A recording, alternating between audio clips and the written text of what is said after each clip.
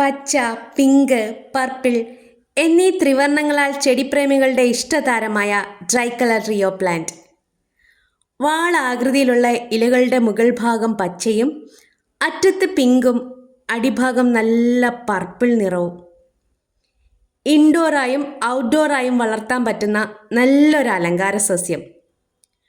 വീടിനുള്ളിൽ ജനാലക്കരികിലോ ബാൽക്കണിയിലോ ഒക്കെ നടാം. നല്ല വെളിച്ചം വേണ്ട ചെടിയാണിത്. നല്ല വെളിച്ചം കിട്ടിയെങ്കിൽ മാത്രമേ ഇതിൻ്റെ ഇലകൾക്ക് നല്ല ബ്രൈറ്റ് കളർ കിട്ടുകയുള്ളൂ. അമിതമായ ചൂട് ഇതിന് പാടില്ല. കൂടുതൽ ചൂട് തട്ടിയാൽ ഇതിൻ്റെ ഇലകളുടെ അഗ്രഭാഗമൊക്കെ കരിഞ്ഞു പോകും. അതുകൊണ്ട് ഡയറക്റ്റ് വെയിലത്ത് വെക്കാതിരിക്കുക. വെക്കുകയാണെങ്കിൽ ഒരു 10 മണി വരെയുള്ള വെയിൽ കൊള്ളിച്ചാൽ മതിയാവും. ഇളം വെയിലാണ് ഇതിനാവശ്യം. ബോർഡർ പ്ലാന്റായും ഹാങ്ങിങ് പ്ലാന്റായും ഒക്കെ വളർത്താൻ പറ്റിയ ഒരടിപൊളി ചെടിയാണിത്. ഈ ചെടിക്ക് ഓവർ വാട്ടറിങ് പാടില്ല. ഒത്തിരി വെയിൽ കൊണ്ടാലും ഈ ചെടിക്ക് ദോഷമാണ്.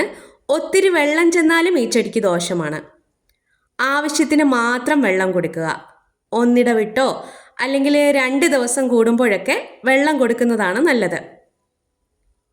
മഴക്കാലമായാൽ പൂർണ്ണമായും ഷെയ്ഡിലേക്ക് മാറ്റി വയ്ക്കുക. ഇലകളുടെ ഇടയിലെ വെള്ളം നിന്ന് ഇത് ചീഞ്ഞു പോകാൻ സാധ്യതയുണ്ട്. ഇതിൻ്റെ പുതിയ തൈകൾ വരുന്നത് ഇതിൻ്റെ ചുവട്ടിൽ നിന്നാണ്. ഈ ചെടി നന്നായി വളർന്നു കിട്ടിയാൽ ഒരു ചെടിയിൽ നിന്ന് തന്നെ ഒത്തിരി തൈകൾ കിട്ടും. കീടബാധ അധികം ഏൽക്കാത്ത ചെടിയാണിത്. ഇടയ്ക്ക് ചാണകപ്പൊടിയൊക്കെ ഇട്ട് കൊടുക്കാം. ഇതിന് പൂക്കളുണ്ട്, വളരെ ചെറിയ പൂക്കൾ.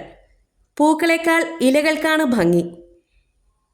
ഈ ചെടി ഇല്ലാത്തവർ എവിടെയെങ്കിലും ഇത് കണ്ടാൽ, നിങ്ങളുടെ ഫ്രണ്ട്സിൻ്റെയോ റിലേറ്റീവ്സിൻ്റെയോ ഒക്കെ വീട്ടിൽ ഈ ചെടി കണ്ടാൽ ഒരു തണ്ട് ചോദിച്ചു മേടിക്കുക. അടിപൊളി ചെടിയാണ്.